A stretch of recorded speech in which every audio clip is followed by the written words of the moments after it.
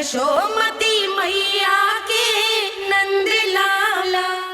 अरे मैं भला असत्य क्यों बोलूंगा? अभी अभी यही थे श्रीहरि। हाँ,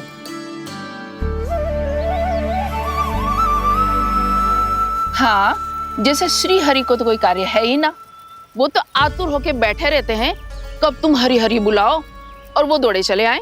भगवान तो भक्तों के पास आने के लिए सदैव आतुर रहते हैं। बल्कि सत्य तो यह है कि भक्तों के मन में ही निवास करते हैं भगवान। भगवान तो भक्त के पास आने के लिए सदैव ही आतुर रहते हैं शंकरी मौसी। बल्कि सच्ची बात तो ये है कि भगवान हमारे मन में ही निवास करते हैं। कम से कम तू तो इसे बढ़ावा मत दे जशोदा। जब देखो जब हरि नाम की रट लगाए रहते है। हरि बोलते बोलते ऐसो बावलो होता है कि सारा कार्य भूल जाता है। 2 दिन से अपनी मटकी के लिए चक्कर काट रही हूँ। अभी तो एक चक्कर और लगाना होगा आपको। आपकी मटकी तैयार हो गई है, अभी लाता हूँ।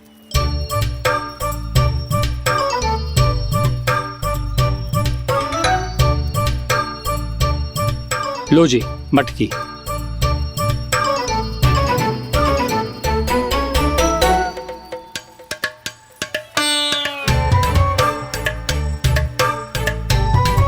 इस कच्चे मटके का क्या करूं मैं? हाँ? पर इसे तो मैंने भट्टी में पकाया था।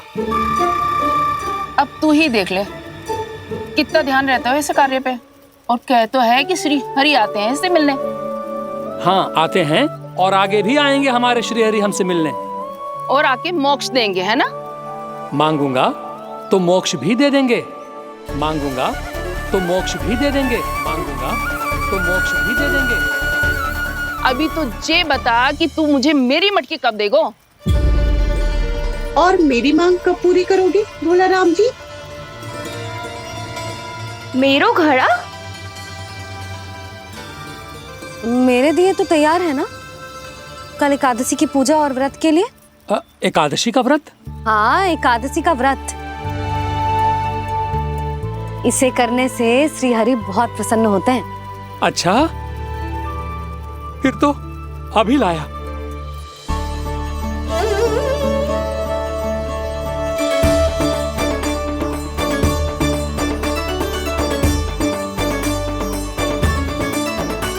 लो जी आपके दिए।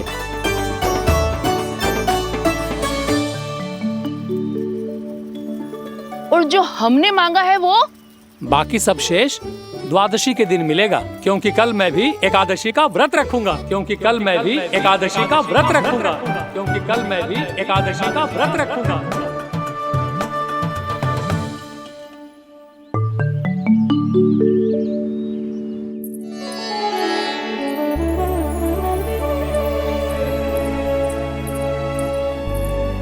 जानकी, फूलों का प्रबंध हुआ कि ना?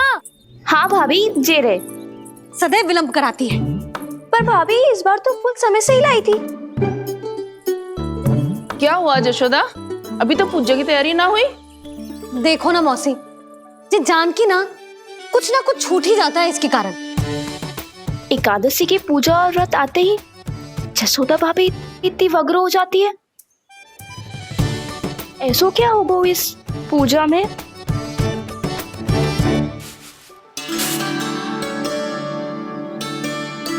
ये थाली में रोली चंदन रखने से, दिया जलाने से के होगो? आपको पता भी है एकादशी का व्रत क्यों रखते हैं? क्या महत्व है इसका? लो, जे तो मैं जसोमती रानी से पूछना भूल ही गया।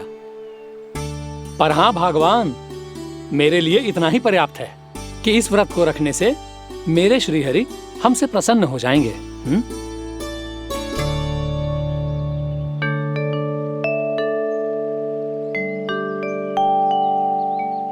नारायण ही जाने ऐसे कैसे पूजा करते हैं जे श्री हरि की एक मूर्ति तक ना है इनके पास।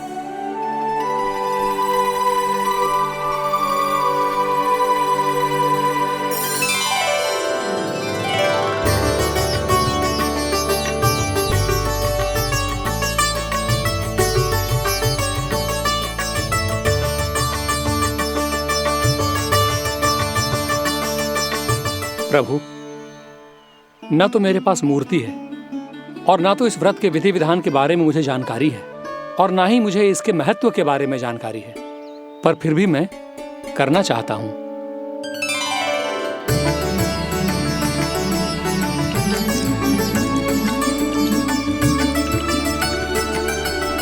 इसीलिए मैं दृढ़ संकल्प लेता हूं, पूरी निष्ठा के साथ, श्रद्धा के साथ और पूरी आस्था के साथ मैं इस व्रत को संपन्न करूंगा।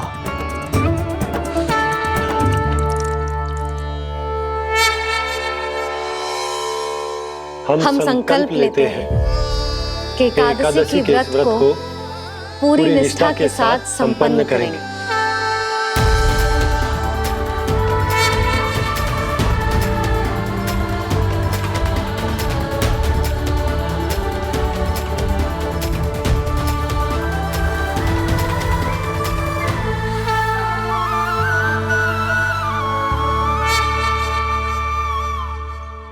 तुलसी जी के पत्ते तो हैं ही ना। श्री नारायण को तुलसी जी के पत्ते के बिना भोग ना चढ़तो है। जानकी, तुलसी के पत्ते कहाँ हैं? भाभी, मैं तो कब से यही पूछना चाह रही थी कि तुलसी के पत्ते लाऊं क्या, पर आप तो व्यस्त थी ना। तुझे कितनी बार समझाओ है ना, यदि तेरे कछु करने से किसी और की कोई हानि ना हो रही हो या किसी के अच्छे कार्य में सहायता हो रही हो तो मुझसे आज्ञा लेने की आवश्यकता ना है। समझ गई भाभी, आगे से जाना उनको। ले अभी लेकर आती हूँ।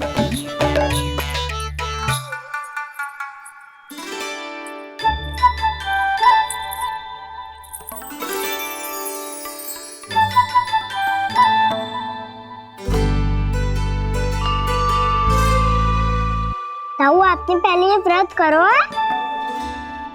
आपको इसका महत्व पता है? भाभी चले। जानकी, तुमने ये व्रत करो है? फिर तुमको इसका महत्व पता है? सुमति जी, आपको पता है इसका महत्व? कान्हा, क्यों तंग कर रहे हो सबको? मैया, सबने करो ये व्रत, मुझे भी करना है।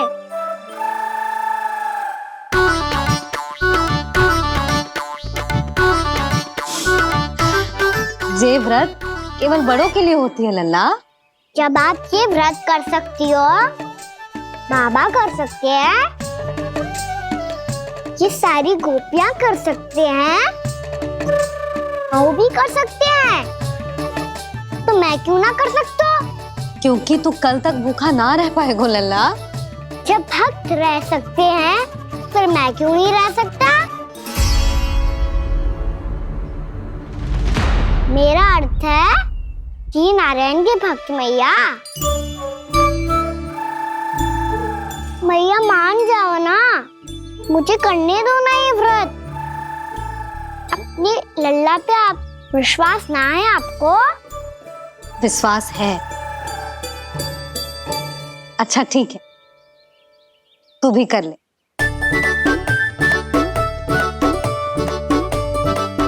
पर मैया, व्रत की कथा तो सुनाओ, मैं तो अबध हूँ ना। मुझे कैसा पता चलेगा कि ये व्रत करते क्यों हैं?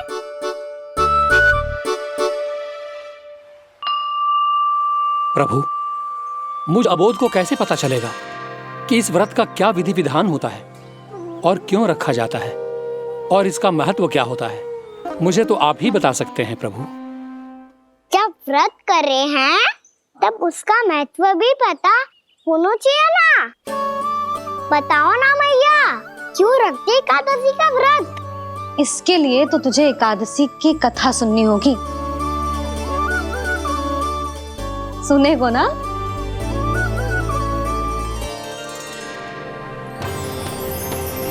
वसुदेव सुतं देवं कंसचाणूरमर्दनम् श्रीहरि, यशोदा परमानन्दं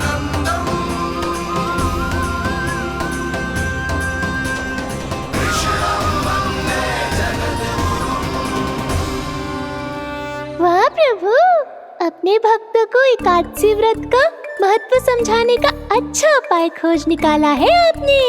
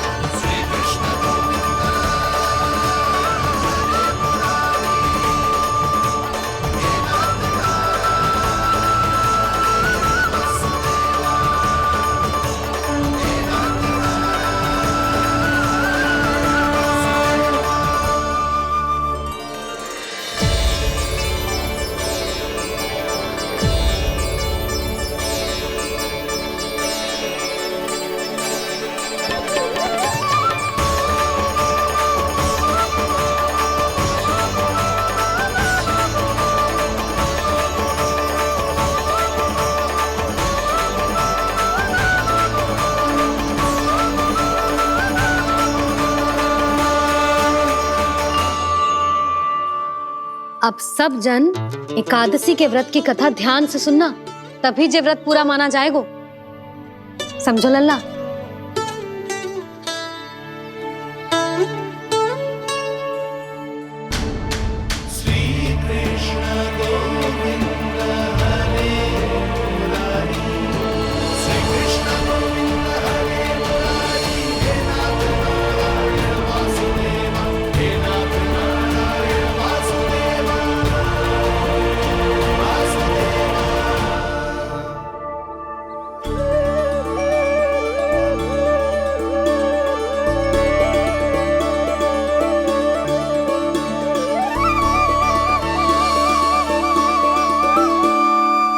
सतयुग में चंद्रावती नाम के नगर में मूरा नाम का एक असुर राज्य करता था।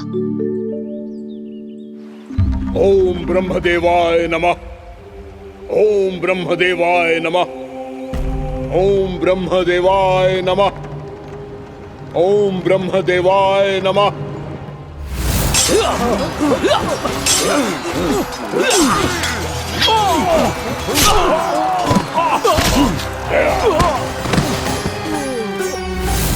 ओम ब्रह्मदेवाय नमः। ओम ब्रह्मदेवाय नमः। जब उसने देवताओं के हाथों असुरों की पराजय देखी, तब वो वरदान पाने के उद्देश्य से ब्रह्मा जी की तपस्या करने चला गया।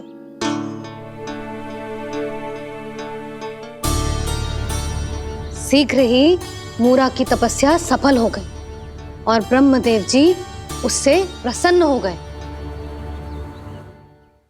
ओम ब्रह्मदेवाय नमः। ओम ब्रह्मदेवाय नमः। ओम ब्रह्मदेवाय नमः। ओम ब्रह्मदेवाय नमः। ओम ब्रह्मदेवाय नमः। ओम ब्रह्मदेवाय नमः। ओम ब्रह्मदेवाय नमः। ओम ब्रह्मदेवाय नमः। ओम ब्रह्मदेवाय नमः। मूरा, प्रणाम ब्रह्मदेव। तुम्हारी तपस्या सफल हुई। बोलो, तुम्हें क्या वर चाहिए? सृष्टि के रचयिता ब्रह्मदेव, कृपया मुझे ऐसा वरदान दीजिए जिसकी सहायता से मैं त्रिलोकी विजयी बन जाऊं और कोई देवता मुझे पराजित ना कर सके। यहां तक कि देवताओं के रक्षक, सृष्टि के संचालक भगवान श्री विष्णु के लिए भी मैं अपराजय रहूं। तथास्तु, तथास्तु, तथास्तु। प्रणाम ब्रह्मदेव।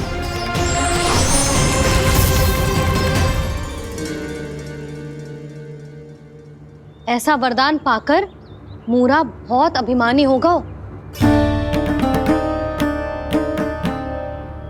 यक्षों, किन्नरों, यहाँ तक कि देवताओं को भी युद्ध के लिए ललकारने लगो, पर किसी ने भी उसकी ललकार को स्वीकार ना करो, क्योंकि सभी उसकी शक्ति से बहुत भयभीत थे और उसके सामने युद्ध किए बिना ही अपनी पराजय स्वीकार करने लगे और फिर दंभ में आके उसने स्वर्ग लोक पर भी आक्रमण कर दियो और देवराज इंद्र तक को चुनौती दे डाली।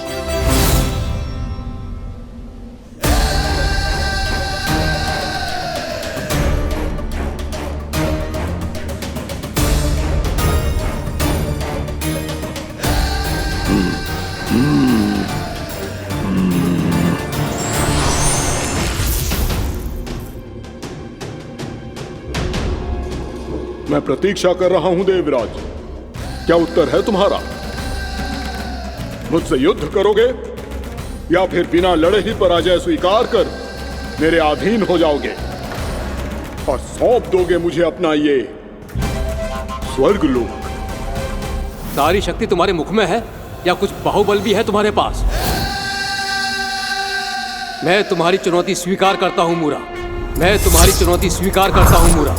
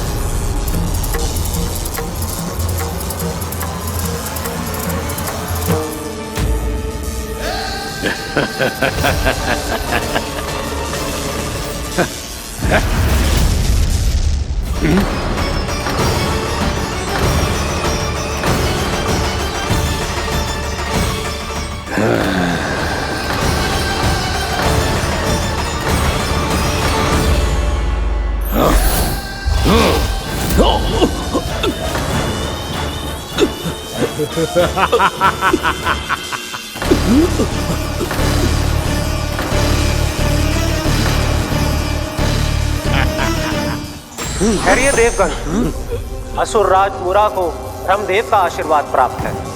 आप में से कोई भी इन्हें पराजित नहीं कर पाएगा।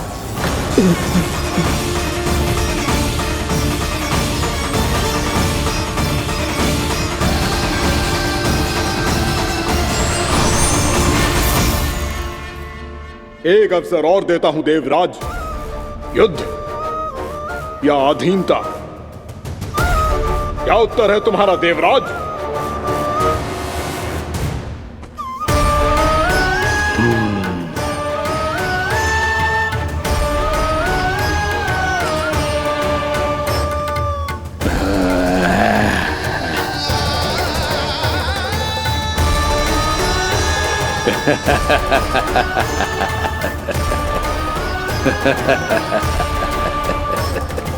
इंद्र और सभी देवताओं ने मूरा के आतंक में आके उससे भयभीत होके अपना सिंहासन छोड़ दियो।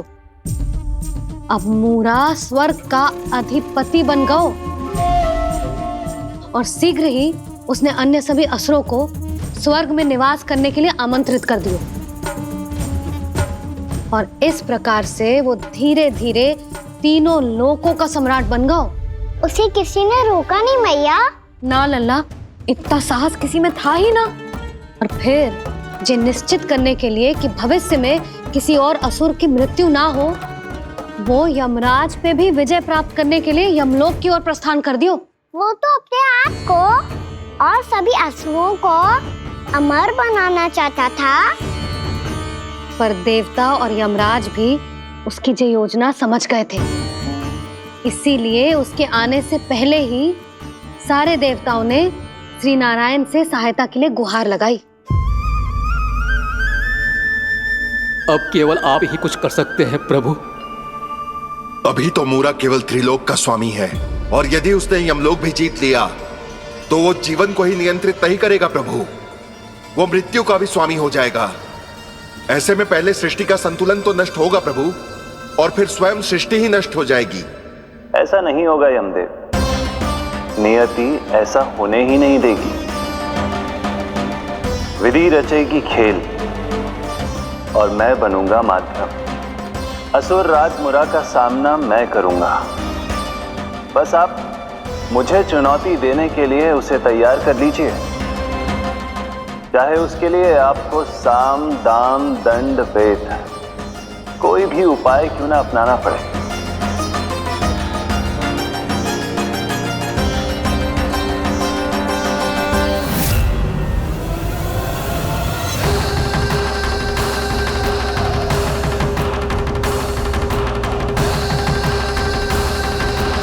आप तो मेरी प्रतीक्षा में पहले से ही खड़े हैं यमदेव।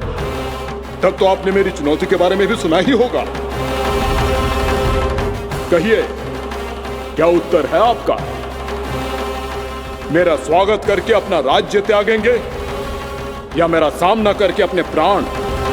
असुर राज मुरा का सामना मैं करूंगा। बस आप मुझे चुनौती देने के लिए उसे तैयार कर लीजिए, चाहे उसके लिए आपको साम दाम दंड भेद कोई भी उपाय क्यों ना अपनाना पड़े।